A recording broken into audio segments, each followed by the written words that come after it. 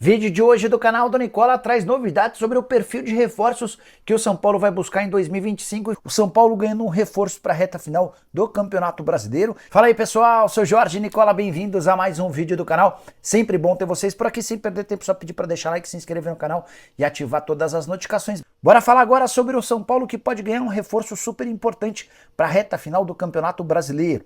O volante Alisson, que havia sofrido uma fratura no tornozelo no mês de julho em jogo contra o Grêmio e tinha previsto a sua volta apenas para a pré-temporada de 2025, quebrou todos os protocolos, tem recuperação super avançada e pode aparecer na reta final da Série A do Brasileiro. São Paulo, que faz mais 9 jogos no Brasileirão, deve contar com o Alisson, pelo menos no banco de reservas, nos últimos 4 jogos.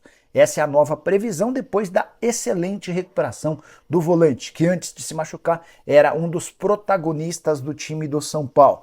Fratura no tornozelo recuperada de maneira muito mais rápida do que se imaginava. Agora a expectativa é de que ele retome a condição física. A volta aos treinos deve acontecer em breve e a partir daí ele precisa primeiro readquirir a condição física para depois se colocar à disposição e vai ficar a cargo do técnico Luiz Ubeldia a decisão de utilizá-lo ou não ainda nesse ano. Outro que se machucou e exercia função parecida, Pablo Maia. A recuperação do Pablo segue o padrão normal e a expectativa é de que ele esteja à disposição lá para o início do próximo ano. Para falar sobre o São Paulo com informação importante, nessa quinta-feira o departamento de futebol do Tricolor se reúne para discutir reforços para a próxima temporada. Além do debate sobre nomes, também vai ficar bem claro para todos os funcionários importantes do departamento de futebol que o São Paulo não poderá, em hipótese alguma, desrespeitar o orçamento previsto para o próximo ano. Isso, inclusive, faz parte de um acordo para a construção e criação do fundo FDIC, que foi recentemente aprovado pelo Conselho Deliberativo e que prevê a possibilidade de captação de 240 milhões de reais. O São Paulo precisa dessa grana para mudar o perfil da sua dívida, pagando dívidas emergenciais e alongando as demais. Dessa maneira, o São Paulo se entende com capacidade para ter menos dificuldade com o fluxo de caixa, mas há necessidade de respeitar de forma rigorosa o seu orçamento. Não vai poder gastar mais do que estabelecido. E é aí que vem o grande problema. Os homens do departamento de futebol serão informados que não vai poder se contratar jogador caro, jogador estrelado, jogador de muito nome. O nível de reforços do São Paulo para o próximo ano deve ser modesto, bem distante daqueles sonhados como Oscar, Renan Lodge e também o Wendel. O Oscar gostaria de voltar ao São Paulo? Sim, mas se pedir acima de R$1 milhão por mês de salário está praticamente descartado e dá para imaginar que ele vai pedir bastante alto, até porque tem outros clubes interessados. Renan Lodge e o Wendel, laterais esquerdos que têm situações delicadas no Al Hilal e também no Porto. Certamente custam caro, ganhariam mais de R$1 milhão por mês, estão praticamente descartados. O São Paulo vai precisar buscar aquisições de jogadores baratos, que cheguem praticamente de graça ou grandes oportunidades de mercado.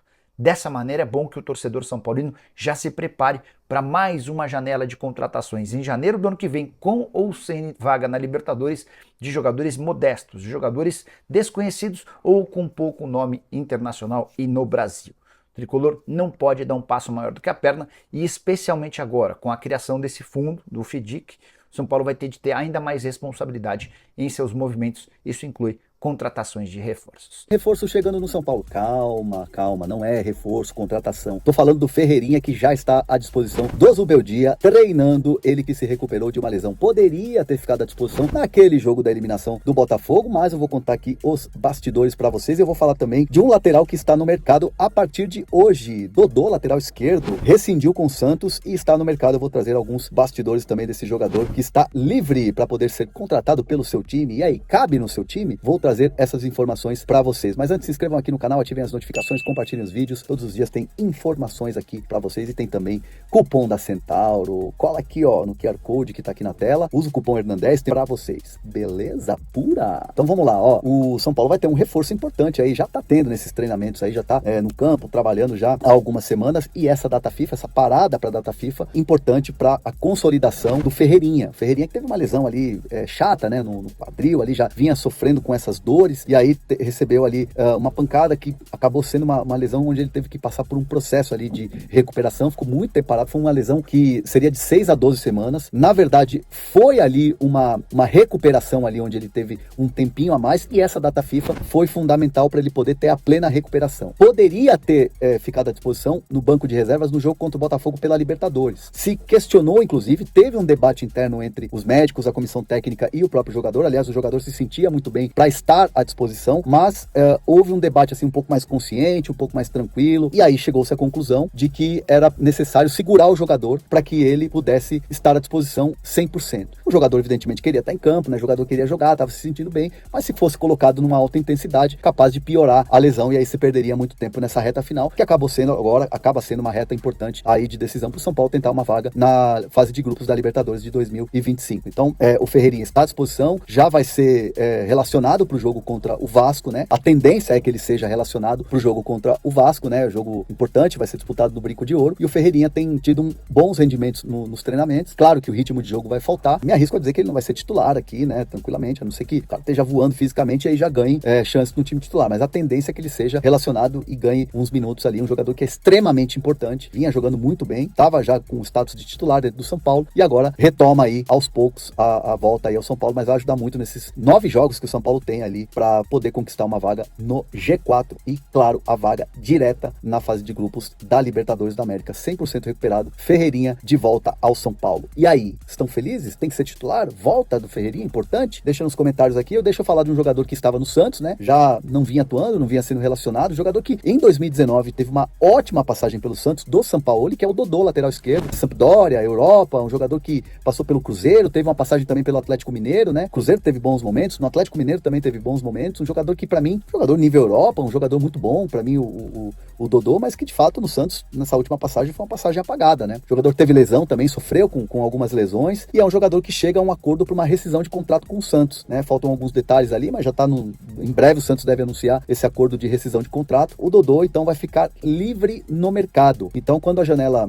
abrir, né? Quando, enfim, fim de temporada, né? Os clubes já começarem a se movimentar no mercado, o Dodô vai ser um jogador que estará livre para poder negociar com os clubes. O Dodô é um jogador que tem mercado fora do Brasil, um jogador conhecido fora do Brasil. Obviamente, aqui nos clubes brasileiros também é um jogador conhecido. Vamos ver onde o Dodô vai se encaixar. Lateral esquerda é uma posição difícil também de você conseguir contratar, é uma posição escassa. O Dodô é um jogador que, obviamente, não chega para jogar, né? Tanto tempo parado, sem atuar. É um jogador que precisaria de uma pré-temporada, então a ideia é que ele chegue para fazer uma pré-temporada nesse novo clube e aí sim adquira ritmo aí nesse começo de temporada. E parece uma boa opção aí para clubes que procuram um lateral esquerdo. E aí, caberia no seu time o Dodô, lateral esquerdo que estava no Santos, rescindiu o contrato? Está rescindido o contrato? Ex-Galo, ex-Cruzeiro, ex-Sampdoria da Itália? Deixa os comentários aqui, hein? Não esquece de se inscrever no canal. André, temos bastidores também da reunião entre o Casares e o Zubeldia para tratar da temporada que vem, né? 2025. Isso. Num contexto, vamos lá. Eu e o PVC, a gente tem trazido aqui as notícias do São Paulo em relação a o que pensa o São Paulo para 2025, comando técnico, jogadores, elenco, planejamento para 25. Obviamente, o cobertor está curto. O São Paulo tem como meta jogar a Libertadores, fase de grupos, no ano que vem. Isso aí é uma meta que foi estabelecida depois da eliminação das Copas, a frustração e tudo mais. O jogo contra o Cuiabá esquentou o caldeirão no São Paulo. Acendeu um sinal de alerta. Que o time não jogou nada, que foi um jogo horrível, e isso esquentou o clima. E aí ficou aquele zum de bastidor, tem gente da diretoria que está fervura, fritura em relação ao trabalho do Zubeldia. A entrevista do Casares, que a gente trouxe aqui, que foi dada lá em Cotia, no dia que o São Paulo apresentou os novos equipamentos lá das categorias de base, o Éder Traschini estava lá, eu também estava lá, o Casares fala, não existe fritura. O Zubeldia falou comigo hoje de manhã, ele vai para Cuiabá, mas o futebol é dinâmico. O termo, o futebol é dinâmico, deixa uma dúvida e deu muita gasolina na fogueira. Colocou gasolina na fogueira. Então a torcida ficou naquela coisa, estão realmente queimando o Zubeldia. Depois da derrota, o caldeirão pegou fogo. Então o Casares decidiu, ele, pela entrevista, por todo o noticiário, conversar com o Zubeldia, a portas fechadas, falar para o Zubeldia o seguinte, Libertadores, como você sabe, como você disputou a Libertadores e sabe o ambiente que é com o São Paulo, um tricampeão da Libertadores, a importância que é para o clube, o São Paulo precisa classificar para a fase de grupos. É importante para o ano de 2025. Então, o São Paulo coloca como meta classificar para a Libertadores. É importante. Harmonia no clube, tranquilidade e classificar. A temperatura precisa baixar. Foi esse o papo reto com o Zubeldia. Não há nada nesse sentido de tipo, é jogo a jogo, se você não ganhar, você está demitido. Foi esse o tom do papo. Não é jogo a jogo, se você ganhar, você está fora, amanhã você faz tua mala.